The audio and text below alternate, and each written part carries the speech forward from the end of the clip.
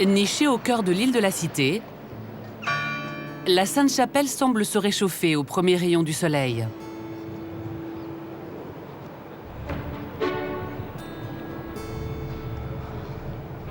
Jaillissant des murs, des monstres de pierre montent la garde.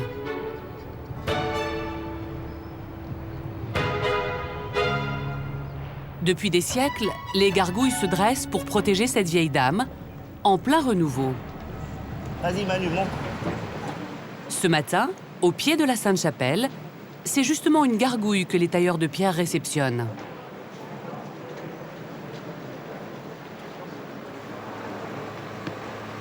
Attends, on va caler nos bois. Ça va?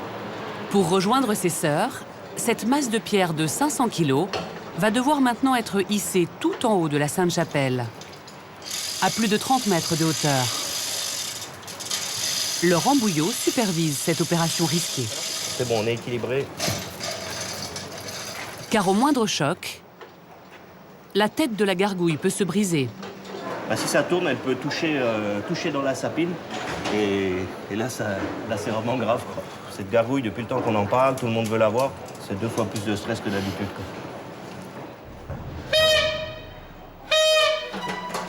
Au son de la corne, les hommes se préparent. Ils vont la protéger tout au long de son ascension. Tout le monde est en place. Bon, allez, vas-y, envoie. L'opération débute. Donc ça passe, c'est bon, c'est bon. Continue. C'est chaud, hein. Ça passe super près des tubes. Tout se joue au centimètre près. Laurent l'accompagne pendant toute son ascension.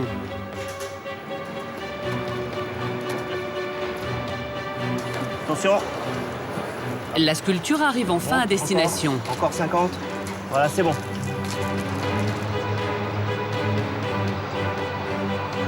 C'est ici, au sommet des murs de la Sainte-Chapelle, qu'elle va trouver sa place. On passe largement au-dessus. Je monte un peu si tu veux. Ouais, c'est bon, ça passe. Hein. Centimètre par centimètre, les tailleurs de pierre l'installent à l'emplacement exact de l'ancienne gargouille. Vas-y, moule. Ouais, baisse. Là, on est sur les cales, hein, c'est bon. C'est bon, le plus gros est fait, là. Alain-Charles Perrault, l'architecte responsable des restaurations, est venu assister à la fin de l'opération. C'est un moment important sur le plan de la technique, mais aussi du symbole, parce que ces gargouilles, ce sont des animaux fantasmagoriques qui se jettent dans le vide vers l'extérieur pour préserver le lieu. C'est pour ça qu'ils sont le plus horribles possible, c'est pour faire peur aux agresseurs. Donc remettre un chien de garde autour de ce lieu, c'est participer à sa protection. C'est à Antonio Vico, le sculpteur, que revient le privilège de dévoiler la tête de la gargouille. Une copie exacte de l'original du XIIIe siècle. La vision de ces gargouilles doit se faire par le bas. C'est là qu'elles doivent être terribles. Un animal terrible. Mi-lion, mi-cheval. Il est né de l'imagination d'un sculpteur du Moyen-Âge pour protéger un bâtiment hors du commun.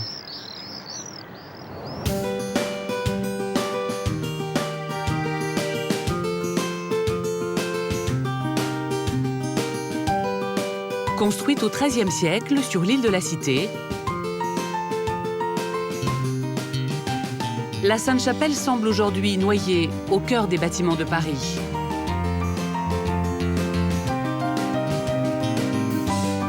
Si Notre-Dame attire les foules, dans son ombre, la Sainte-Chapelle reste pour beaucoup secrète et méconnue. Elle raconte pourtant la formidable histoire de la passion et de la piété d'un roi.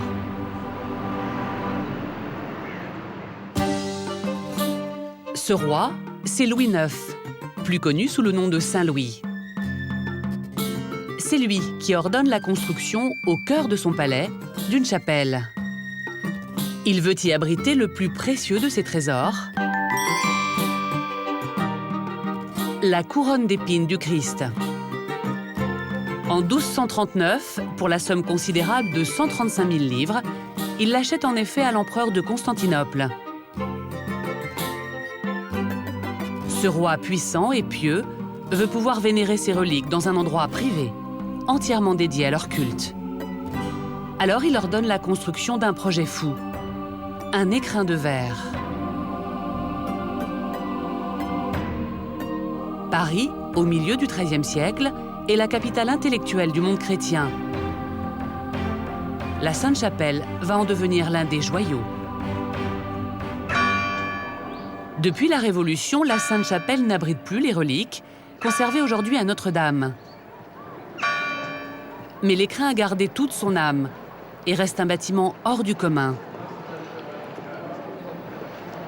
Il est constitué de 2 chapelles superposées. On y pénètre aujourd'hui par la chapelle basse.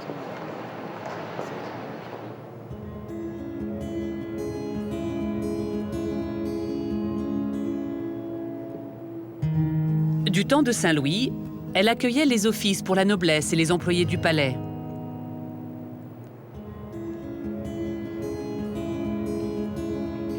Conçue comme une crypte, elle est marquée du sceau du roi. Fleur de Lys et Château de Castille, en référence à la mère du roi, Blanche de Castille. Saint-Louis était un roi qui a été un as de la communication. La Sainte-Chapelle, c'est bien sûr un grand lieu de culte, mais d'abord un lieu aussi de communication pour montrer au monde entier, puisque la France était le grand pays du monde, le plus puissant, le plus riche, le plus peuplé.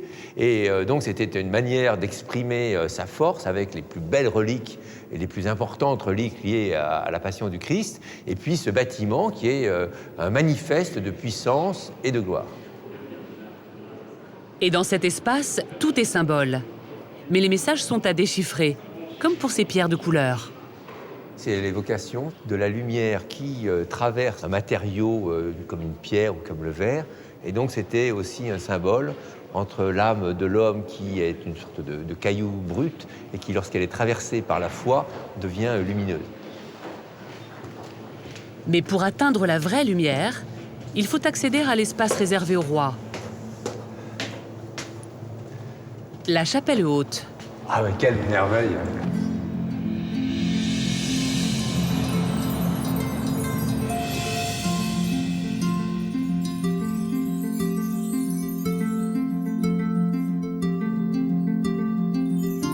Nous sommes au royaume de la couleur.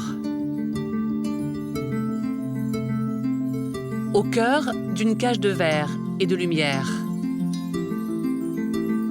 Dans un lieu unique. Le scintillement des vitraux emplit l'espace. Les architectes semblent avoir fait disparaître la pierre.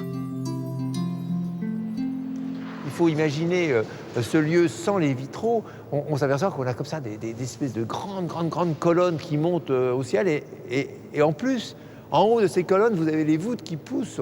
C'est incroyable. On se demande comment ça peut tenir. On a presque l'impression que ces voûtes sont suspendues, que le Seigneur est en train de tenir les voûtes par le dessus. On ne comprend pas comment ça marche. On ne comprend pas comment ça marche. Et quand on le sait, c'est encore plus extraordinaire. Des voûtes à plus de 20 mètres. D'immenses baies. La Sainte-Chapelle semble défier les lois de la physique. Pour comprendre ce défi d'architecture, il faut démonter le bâtiment.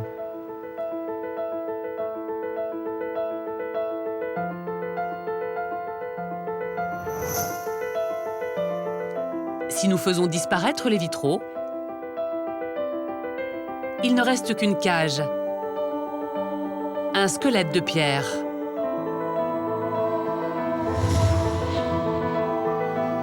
Comment ces murs supportent-ils le poids des voûtes et du toit? Le secret du bâtiment est dans sa structure. Voici la chapelle basse, avec une double série de colonnettes et des voûtes en ogive. Elle forme un soubassement solide qui sert de fondation au reste de l'édifice.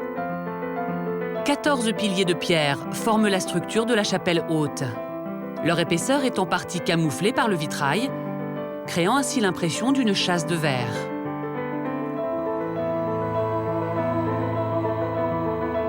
Mais le coup de génie, le voici. 2 ceinturages de métal viennent renforcer les maçonneries. C'est le véritable secret de ce bâtiment. Pour la première fois, on associe fer et pierre. Des pinacles viennent peser sur le tout et stabiliser les murs. Il ne reste plus alors qu'à renforcer l'édifice par une imposante façade.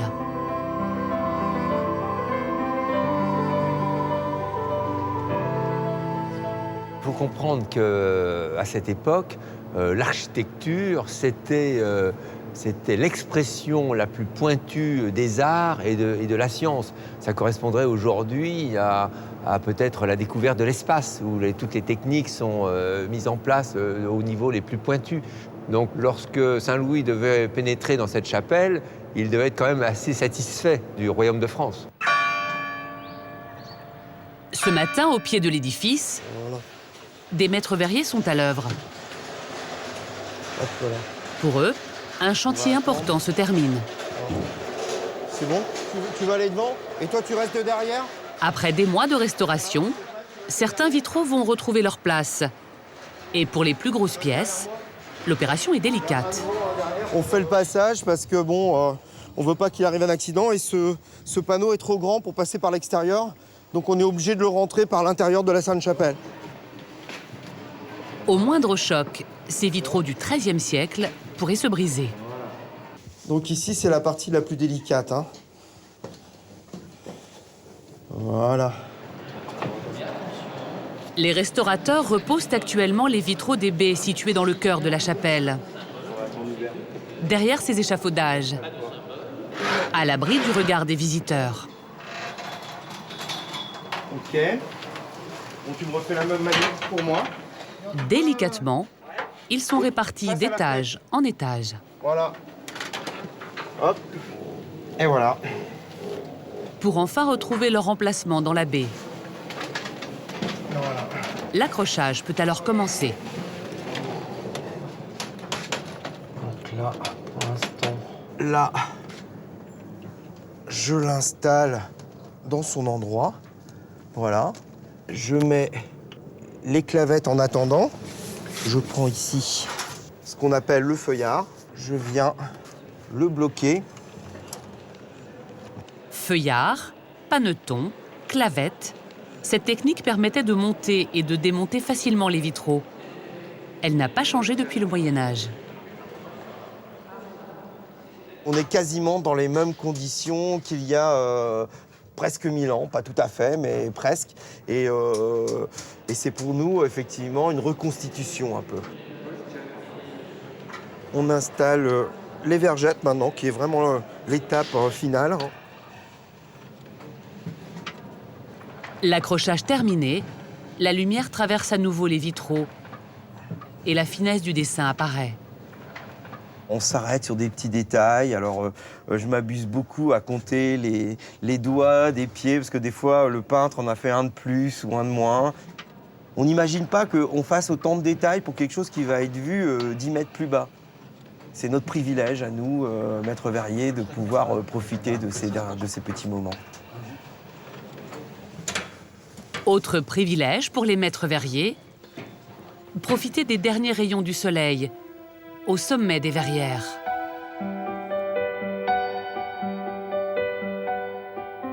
Nous, les petites mains de l'ombre, en fait, on est au service de la lumière et enfin, elle nous remercie.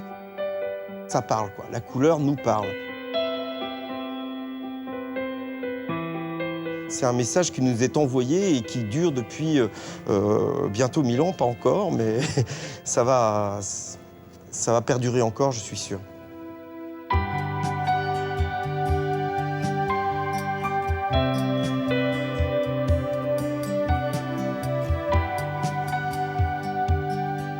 Et ce message, parvenu jusqu'à nous au travers des vitraux de la Sainte-Chapelle, on peut aujourd'hui le déchiffrer.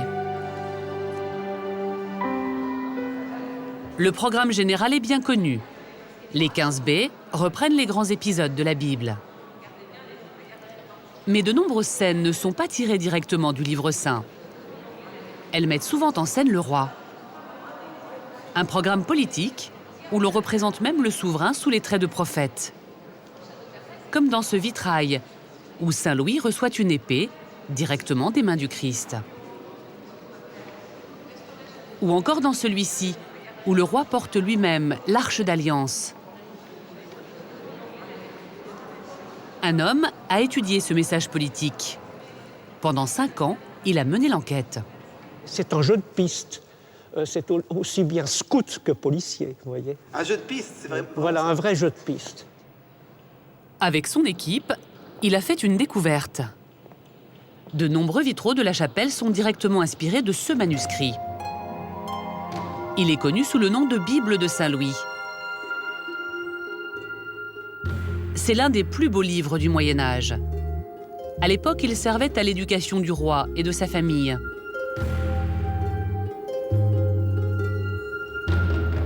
Il fut réalisé sous la direction d'une femme, Blanche de Castille, la mère de Saint-Louis. Pour les chercheurs, pas de doute. C'est donc elle, Blanche, qui, entourée de théologiens, aurait supervisé le programme des vitraux de la Sainte-Chapelle. C'est une femme de très grande culture, fière d'elle-même et de ses origines, ambitieuse et qui veut, comment dire, mettre en évidence sa famille. Donc, bien entendu, le roi de France, Louis, dont elle veut faire un nouveau Constantin, un nouvel Héraclius, un nouvel empereur byzantin, en quelque sorte.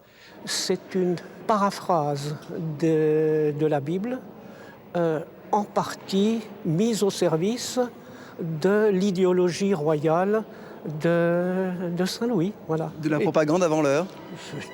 C'est de l'évidente propagande.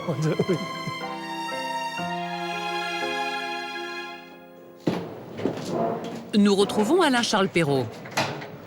Il va nous permettre de découvrir une autre facette de ce bâtiment, inconnu du public.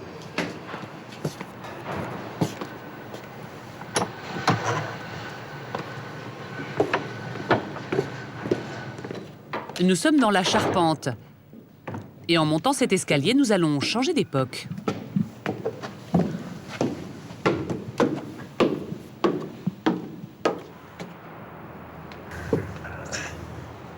Ah, c'est extrêmement lourd. Nous voici au sommet de la flèche de la Sainte-Chapelle. Là, on est au moment où la flèche sort des couvertures. C'est vraiment une prouesse technique de voir cet élancement en plein ciel de Paris.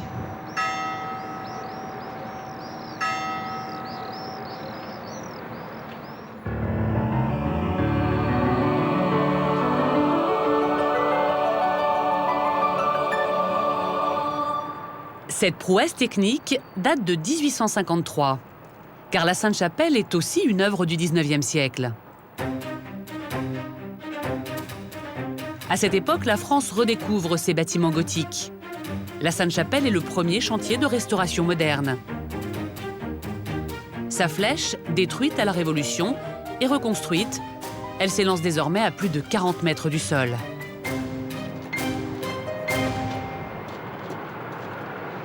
Au XIXe siècle, il y avait une sorte d'élan de vie, de gaieté, du bonheur de la découverte. Et finalement, c'était moins important qu'aujourd'hui de savoir si c'était tout à fait exact ou pas. C'était la découverte de l'art gothique, la redécouverte de l'art gothique, avec donc cet enthousiasme qui a perduré. Lors de sa présentation en 1855, la flèche fait grande impression. Et de nombreux architectes de l'époque vont s'en inspirer.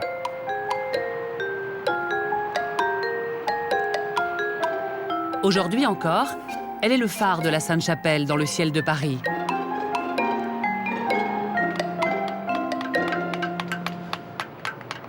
Quelques mètres en contrebas, le chantier des tailleurs de pierre se poursuit. Antonio, le sculpteur, et son équipe mettent la dernière touche à la taille d'un pinacle. Un exercice très technique. Tu dégages en dessous, là, puis tu vas chercher ta ligne. Et en équilibrant les deux, tu vas te rendre compte que ça tourne. pas facile, hein. Regarde.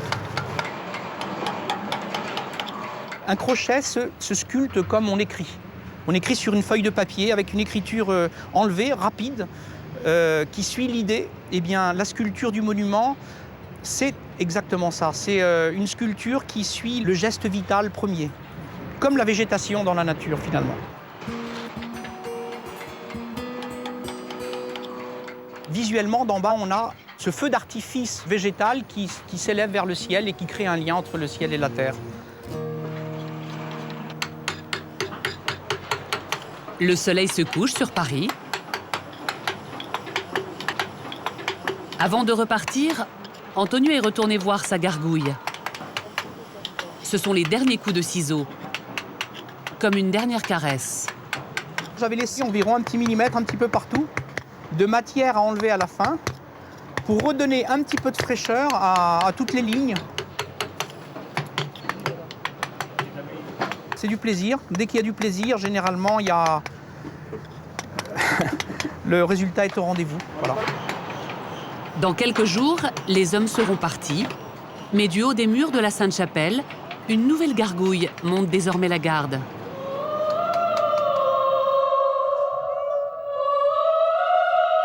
Au même moment, dans la chapelle haute, des voix résonnent.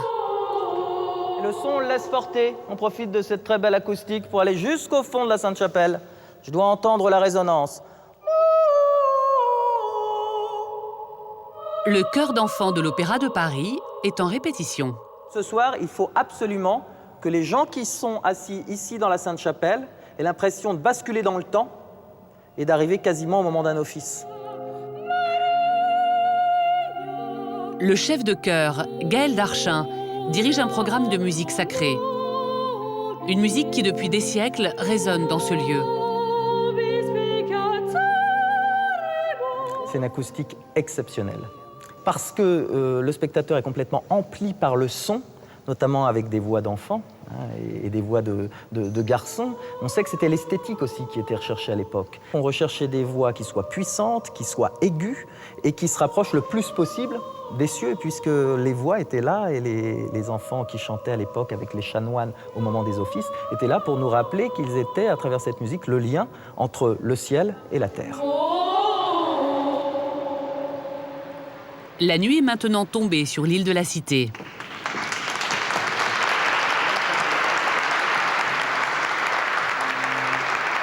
Dans les murs de la Sainte-Chapelle, un chant s'élève vers le ciel.